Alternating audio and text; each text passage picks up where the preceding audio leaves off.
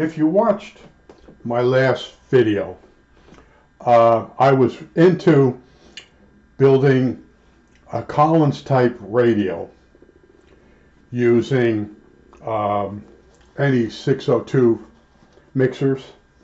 I used ferrite toroids to make up a coil assembly to tune the front end, and I was explaining dual conversion.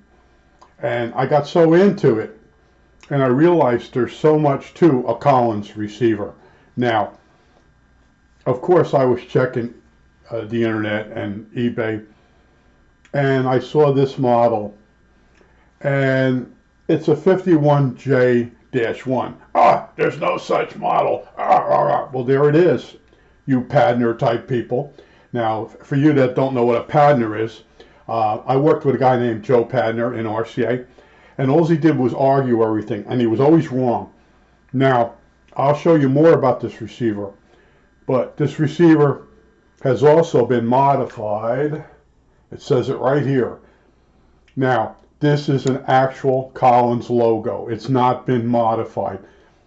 All right, so this is a Collins 51J-1, and this is considered a very rare receiver. I didn't buy it because it was rare. I bought it for the price. I really wanted to see the mechanisms that make this radio work. I had done it using toroid coils, NE602. I had my VFO, which was a Franklin oscillator. I had a frequency counter off it, but this is a totally basically the same thing, but it's done mechanically. And it started eating at me, and I saw this unit up there on eBay, and it said it had been in a smoke-free environment, pet-free environment. It had been stored for years, and it was in fairly good shape. Now, the bottom of it's very good. I just took the dust cover off the bottom. There is no dust cover for the top. And yes, there is a dust cover for this unit. The dust cover also holds the tool for making adjustments on this unit. So that is missing on this. Also, the sides of this radio are bent in. So this thing has been serviced or worked on or bodged or whatever. But I bought it strictly to see the mechanism that makes this thing work. Now, first off, see these cams? As you turn the knobs on the radio, these cams move, and they move a rack up and down. And the rack has ferrite slugs on it, and that does the tuning. This would be similar to my toroid coils that are adjusted using a varactor diode. See, I was mimicking this section. Now, I actually started getting into it. I said, you know, it would be nice to actually own it. Now, I made the guy an offer. I tried to make the guy an offer for what I thought the radio was actually worth, and it wouldn't even let me do that. So I went a little bit more, and it accepted the bid. And I offered the guy $450. He wanted $600, and I offered him $450, and he took it. And I got the radio, and it got shipped. It was fairly well shipped. Now, what I also want to show you, now that I've shown you the actual plate, I won't call it a plate, but this is genuine marking. This model does exist, because there's a big mouth running around up on the different conferences, and he's saying the real model would be 51J, and then model 2, 3, and 4. There is no 1. Well, there it is. Here it is. And when you see this, I'll let you decide whether you can find the model that he's claiming exists. The 51J without the dash. This thing is different than all the schematics I've collected and all the manual. Now, this is a row of crystals. Let me get this in the frame. These are crystals.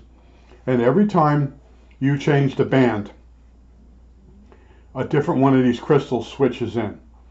And each band is only 1 megahertz wide. And it's on a drum. I'll show you the drum. I just wanted to show you there are crystals in here.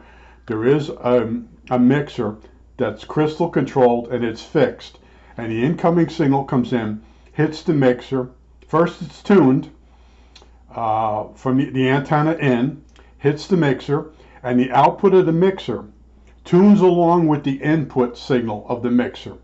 So the IF, it actually shifts with the incoming signal.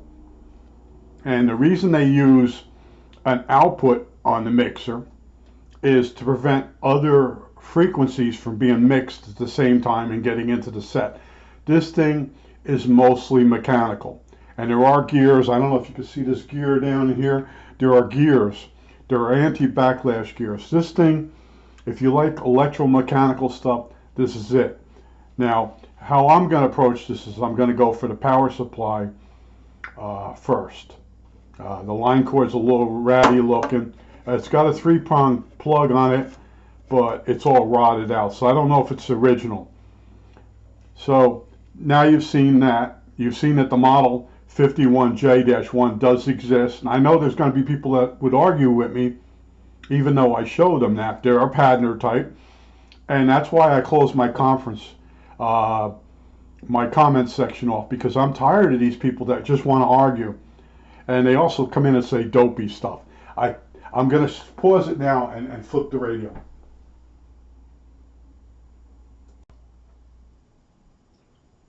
This radio has been operated without the dust cover. And here's let me see if I'm in the frame. Here's the screws that hold the dust cover on. Because there's an argument that these radios don't always have a dust cover. Well, they were made with a dust cover. And on this model, here's the 3 screws. And there's 3 holes down the back. And on that dust cover is a tool that's mounted. You'll see it in the pictures. But there's people, oh, there's a model that comes without the dust cover. No, a lot of hams take the dust cover off and they leave it off. And then you get what this is. Now, this could be dust in here with tobacco or nicotine. I don't know yet. But I wanted to show you this PTO. Now, this is the VFO unit. This is like no other one I've seen so far on the schematics or the manuals. That's why this model is probably really rare. And I think this is probably a neon tube on top to regulate the voltage for the PTO. And this PTO is a variable oscillator, and it only moves 1 megahertz. And that's part of this drum. All right, let me get this in the frame. This drum has maybe 20 bands on it, and each band is spread out. And this does AM broadcast all the way up to 30 megacycles. And this isn't there's models that just do the ham bands. This does all the shortwave bands. And when I saw this on eBay, I started thinking, you know, I'm building this, basically replicating this circuit, and it's all switching and mechanical stuff that I'm trying to emulate.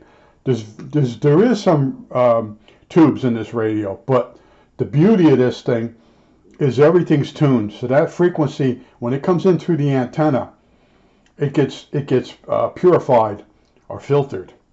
Then it goes to the mixer. It comes out of the first mixer, and it gets put into another set of variable inductors. Now, these variable inductors, I called it a rack. Here it is here. See these racks? Now, let me see if I can get them to move up and down. There's wires that hold a ferrite rod, and it moves it up and down in the coils. Now, where you've seen this before, if you're radio savvy, is inside a car radio. There are 3 ferrite rods that move in and out of coils. There is no tuning capacitor in the older car radios. It was the cheaper way to do it. Now let me see if I can get them to move.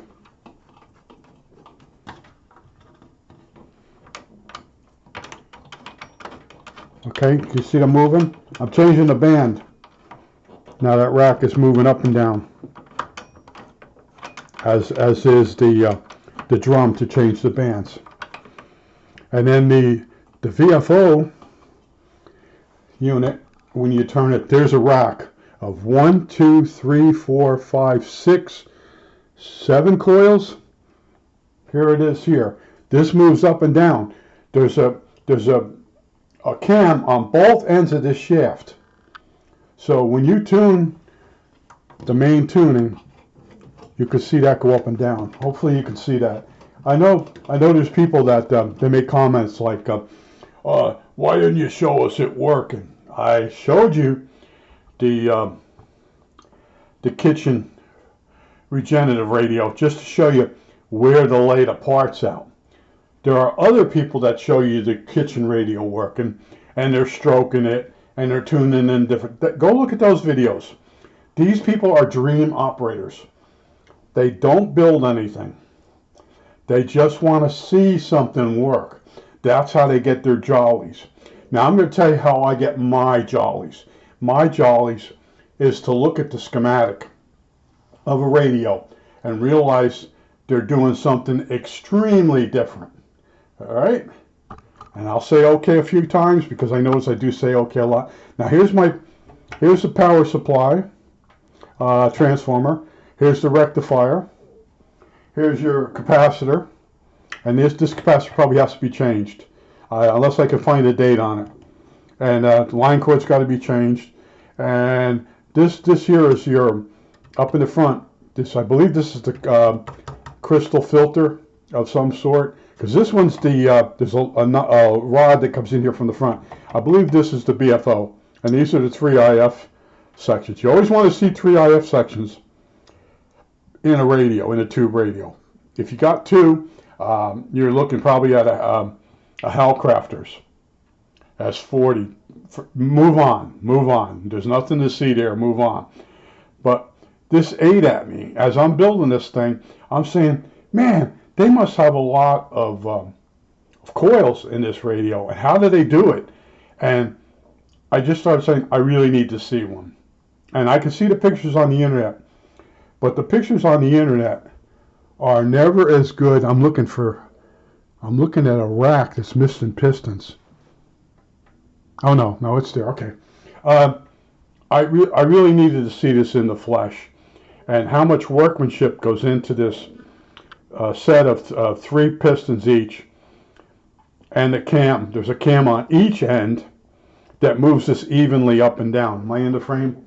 This is cool. I mean, this is catch me out. Now, the only thing that's bothering me is the PTO is probably rarer than hen's teeth, and I know I can fix this over a period of time and clean it up, and I was really hoping this would be in better cleaning position, or in better condition.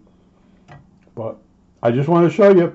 Yeah, I did tell you it was $530 shipped to my door after the guy took $100 off.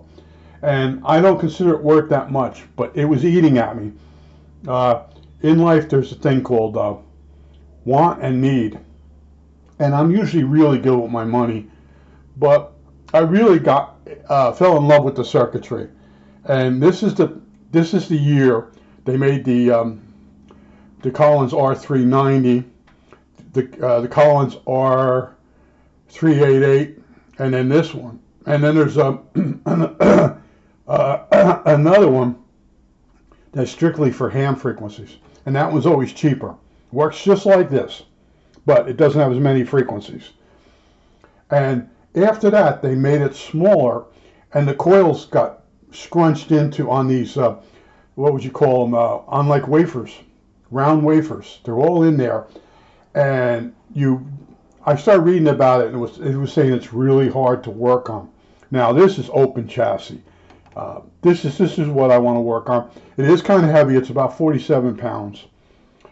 And I have 2 hernias, and I got to be careful when I move this around. But I just want to show you. First of all, this model does exist. It's rare. And, probably somebody out there probably needs a part for this or would like to buy this. But this is strictly, I'm going to clean this up and work on it a little at a time, maybe right into the winter. I have to have a radio project for a certain period of the day. And that's what I stopped doing that. I bought the box set of Psych, the Detective Psych, and I was watching that. And as I got up to, I think, the 6th year of it, it started getting really stupid. What they were doing is they're trying to increase the ratings. So the smarts of the program started going downhill, the quality. And I started buying movies and watching them at night before bedtime. But my passion is to really work on a radio. And electromechanical, in other words, something like this, taking this apart and cleaning it and putting it back together. And, you know, the calibration and being careful not to break the calibration. So when I do tune it up, it's just a matter of turning these. Now, when you turn these screws here, am I in the frame? There's a wire off it, and dangling from the wire is a ferrite piston that goes in and out of a coil. And if you've ever taken an old car radio apart, you'll know exactly what I'm talking about. And that's all the tuning of the radio. They got a crystal for one of the mixers, and then the other mixer uses, you know, inductors. And then I believe this radio in one position is it's dual conversion in certain bands, and in other ones triple. I don't understand that yet. I understand dual conversion on this circuit, but some of the manuals redraw it a different way. They show you what circuitry is in from bands 1 to 4, and then they have a certain circuitry. It helps you out. Now, the one manual for one of these models, it shows you the pictorial of how everything switches in and out, but it's for all the bands. And then they have a little notation like band 1 to 4, and it gets very confusing very fast if you're 70 years old. And I've worked on Collins R3388s. The Ham guys had them years ago, and one of them had a bad tube. I could actually tell you what I found. One had a filament wire that ran through a module. It ran through the socket pin to ground, and it was never soldered. And that radio had seen action on a ship, and the guy took a piece of cardboard, he stuffed it down in the socket. Now, another radio guy gave me, after I did some work on it, he said it was making a swooshing sound on one of the frequencies. I'm like, that's rare. So what it turned out to be was, what the frequency he was dealing with was a spinning satellite. It was an amateur satellite, and it spun 3 times a second, well, 8 times a minute, and that was like a Doppler. In other words, the signal was kicking in and out at a certain rate, and it sounded like it was coming from the receiver, but it wasn't. So I've seen these before, but I didn't have to touch any of this. I just had it didn't work. I used my signal injector. I went through it, and I found one had a bad tube. One, the filament wasn't lighting up, and I had to take a module apart. And then the other one, it worked. Double checked the tubes for the guy, cleaned it up a little bit. I didn't spray anything. I don't spray deox on anything. I go in and I clean and I oil. I showed you my re-oiler. I think that's it for now. This video is for people that are really into radios. It's not meant for dream operators. And I get that phrase from my friend Jim. He sells pre-World War II Lionel trains. And old men stand in front of his table and they tell him about the trains they have, and someday they're going to set it up. Those men are all dead now, and they never set their trains up. They buy trains once in a while. They just like to talk about what they got. And radios are the same way. These radios get passed around between guys. I'm going to do this. I'm going to do that. Now, if you follow me, up until now, I built everything I said I was going to build. I repaired everything I said I was going to repair. And a lot of times I just build a circuit. I could spend 2 months on the circuitry and getting something to work right just to see it work. And then it's over with. It gets put in a box and it gets put away. And I'll steal parts from it. That's how I roll. And this thing here, it might be just dirt that's on this. It's a shame. Yeah, it looks like it's coming off. So the best thing to clean parts with is a Q-tip and some Windex. Windex has ammonia in it, and it cuts nicotine, very fine layers of nicotine. But this was like Barney, Fred Flintstone compared to the other PTOs. I think that's it. All right, that's it for now.